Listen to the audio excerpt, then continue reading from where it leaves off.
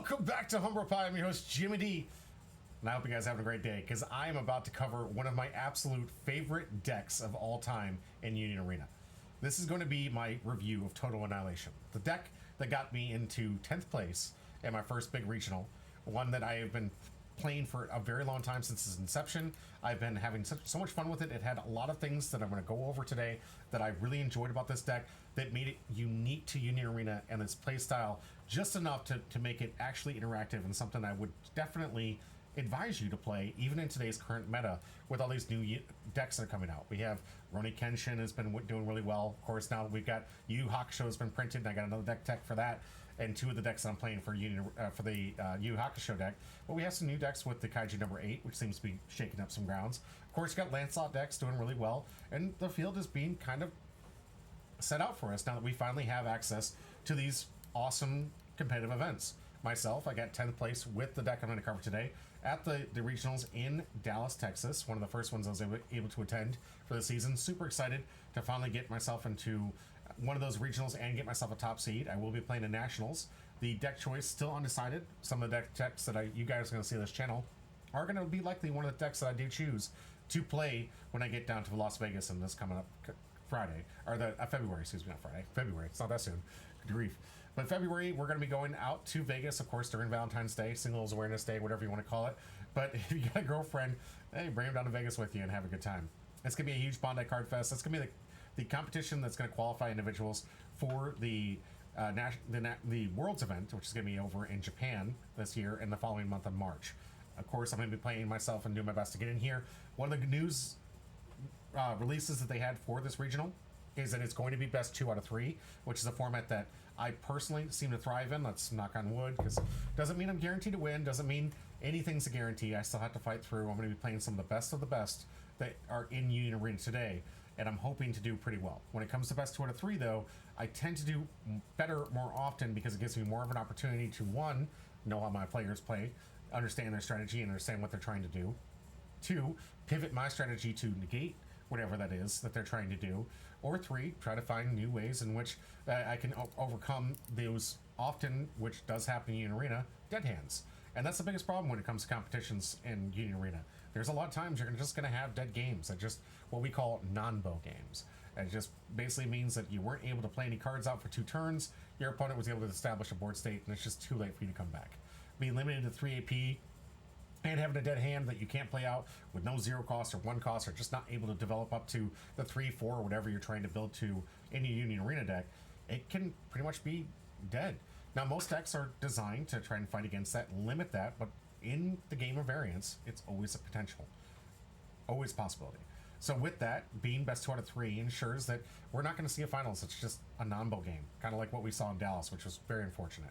Those who don't know, a little behind the scenes there, the judge actually did say, "I hope none of you brick," before the game started, and the crowd and the 2 competitors flipped out, rightfully so, because they basically cost them that the Tashiro player that was playing the green bleach deck unfortunately bricked, and that was our championship game. It was no plays and a slow start, and unfortunately anticlimactic, which is not what I like to do, especially with the content I create on this channel. But stay tuned, I've got a lot more of these deck techs coming soon to you, and I'm trying to make these short form, give you guys the basics of what this deck is, why I choose it, why I think it's good for the format, and why I think you should probably try it at home, and basically explain the reasoning behind how I do my own deck building, and stuff you can find on experts.dev. Not sponsored, but a great place that we can post a lot of our content there. And before I get into this, I just want to tell everybody I got an amazing news this Sunday. We're going to be going live with all the Union Arena creators in a creative clash, if you will. A lot of us are getting together this Sunday late at night, playing some games. I'll be recording it live, not really engaging too much for the audience, but playing in that tournament and hoping I do pretty well in this creative clash and get the names out there. It'll just be nice to play with other creators in the space and talk to them. And we already have a nice little Discord where we communicate with each other to try to up our game and improve our content. And it's a great community of creators who are really just trying to get content to you and entice you to play what we think is arguably one of the best card games in the format right now. It is easy to pick up, easy to play, allows you to play your favorite IP and stay with your favorite IP if you want to. Play it for as long as you want to. So the only thing you're out of rare battles or struggle battles is what they call them. But for the most part, if you play local here, you're always able to play whatever you want. because we've changed the rules at LifeLink Games to ensure that you can play any IP at all times, to ensure our player base always stays remotely high, so we can fire these events without any questions of maybe a couple people were sick and unfortunately couldn't fire. So it ensures that we definitely have enough player base to keep every single week being active, getting some extra packs and some awesome promos to people, and getting the gameplay for what is arguably one of the more fun games that Bandai has printed in a long time. And for me, being able to play with some of my absolute favorites that probably couldn't stand alone as a card game, it's really nice. I like having them intermixed, and I love seeing these different IPs and these different animes go head to head and kind of reliving those moments that we all wonder what would happen if Saitama were to take on Todo from JJK. Well, I've seen it, and let me just say, Todo was able to clap some cheeks to his victory in that one. And let's talk about how.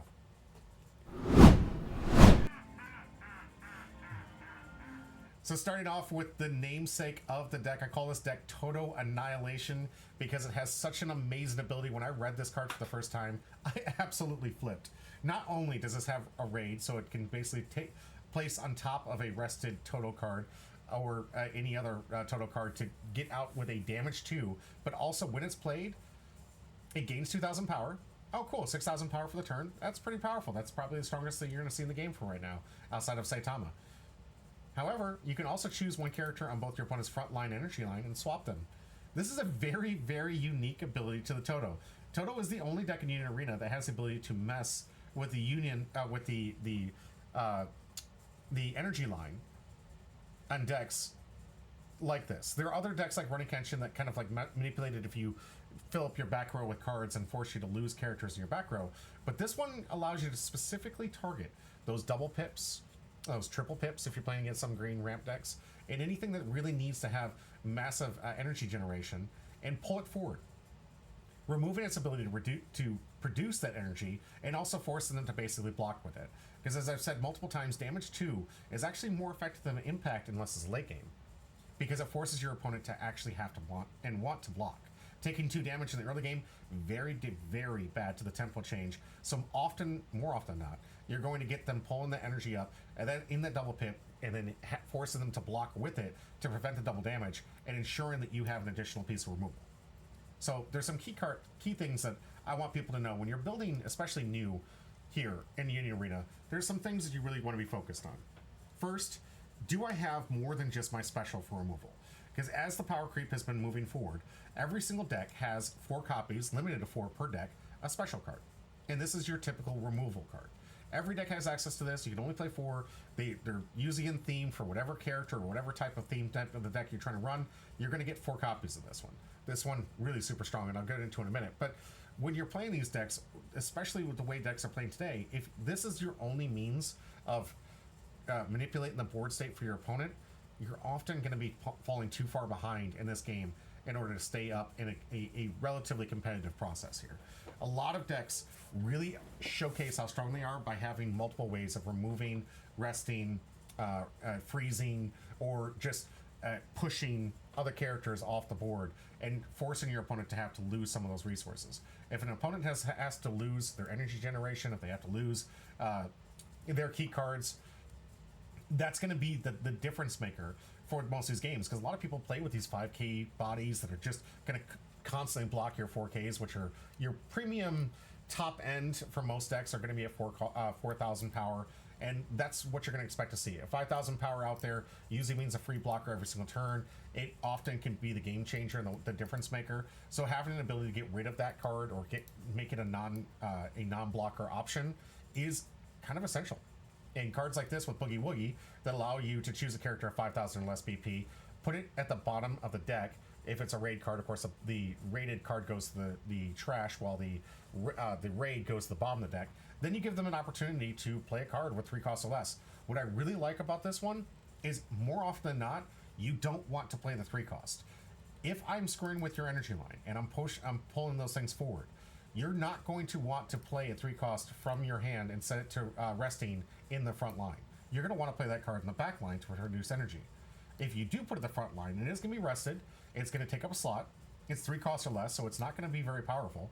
It's just going to be a cheaper card next turn for a maybe blocker. You don't get the on-play effect based on the way that this card works, so you just get this free card out.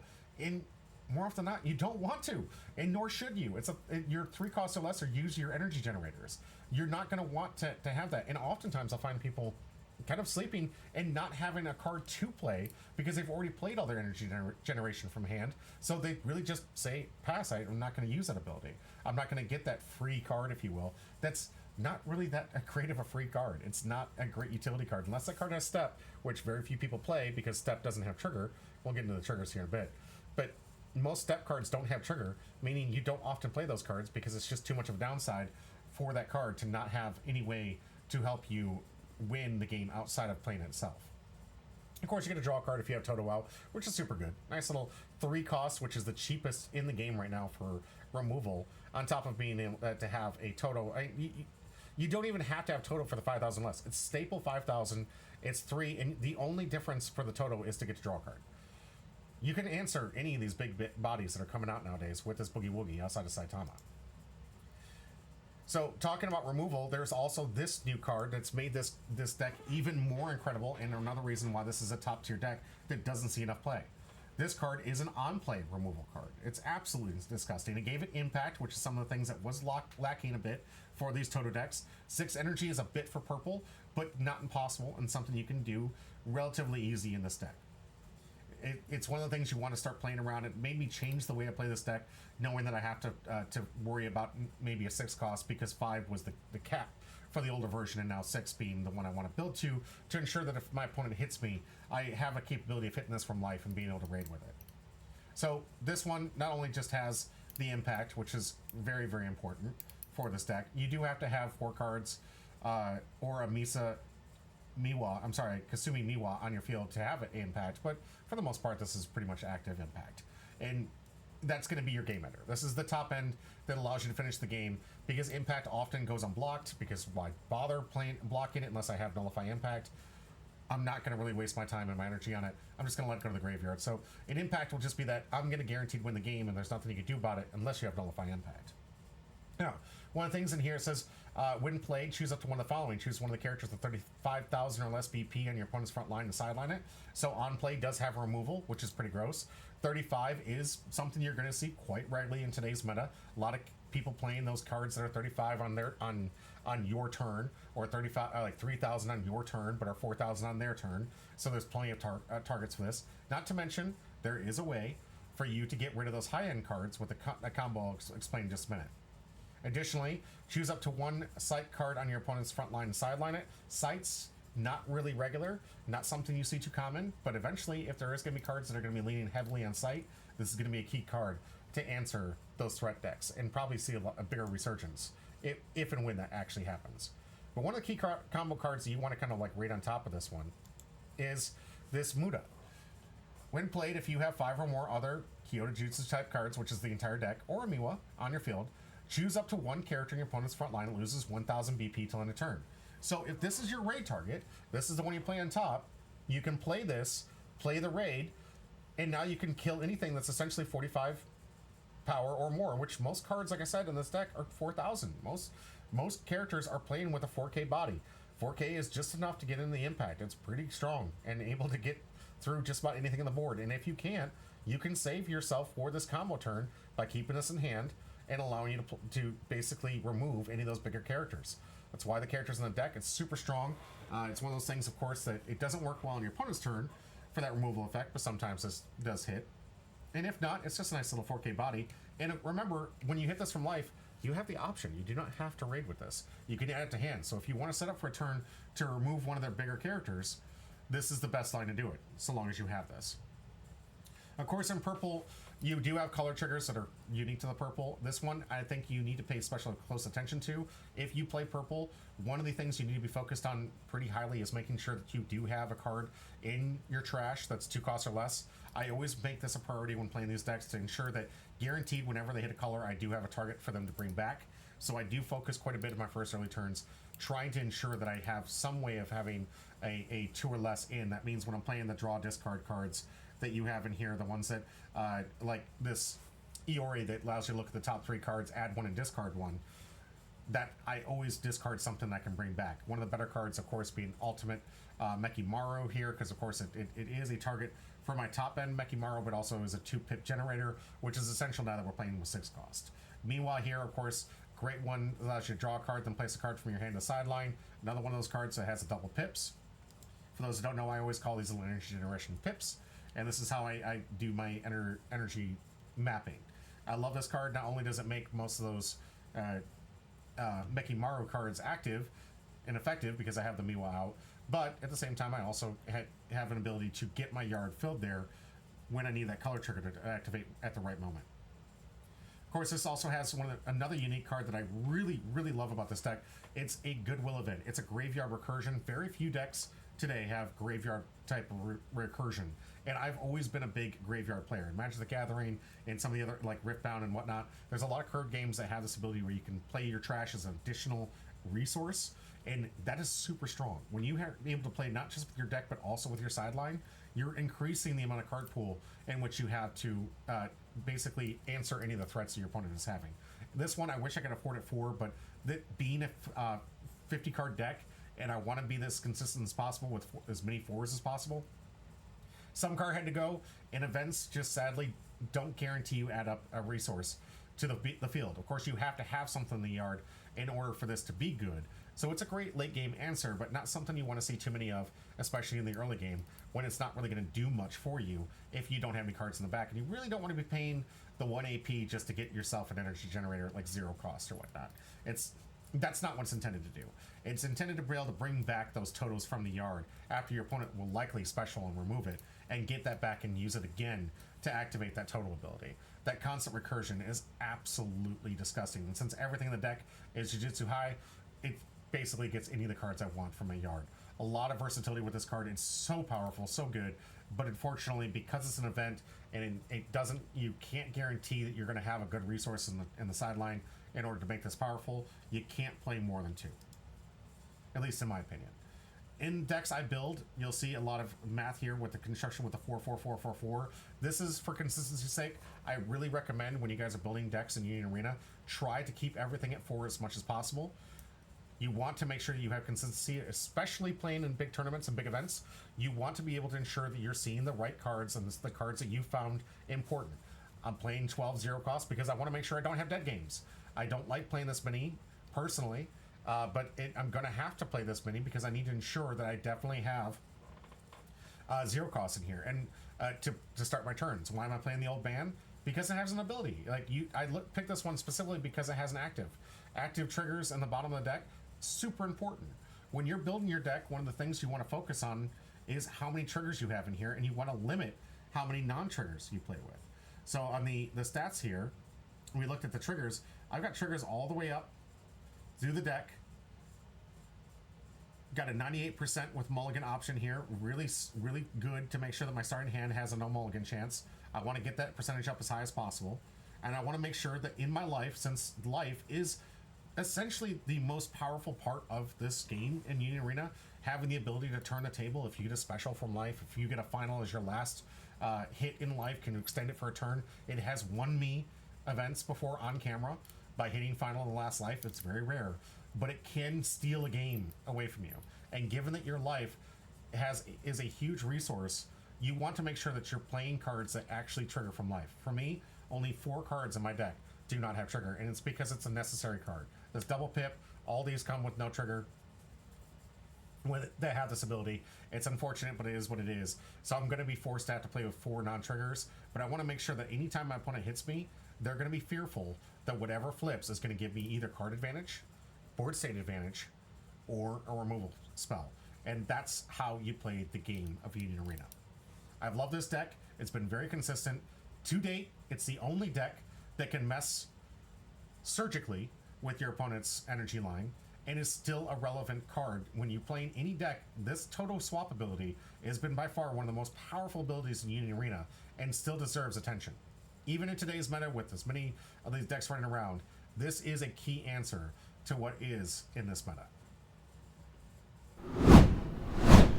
I hope you like this. If you guys like the deck list, you can, of course, check my account at HumblePie and experts.dev. You can also check out my Patreon with a link down below, where I post all my deck lists, and you guys can find out total annihilation there. Not to mention some other really cool content that I'll leave on Patreon for those that are following and want to support me. And, of course, we'll go out to my outro after this. I really hope you guys like this content. Of course, please leave me some feedback if you would. It really helps me correct these and make these even better for you at home. I hope you enjoyed this content. I got more to come. Until next time, stay home, bro.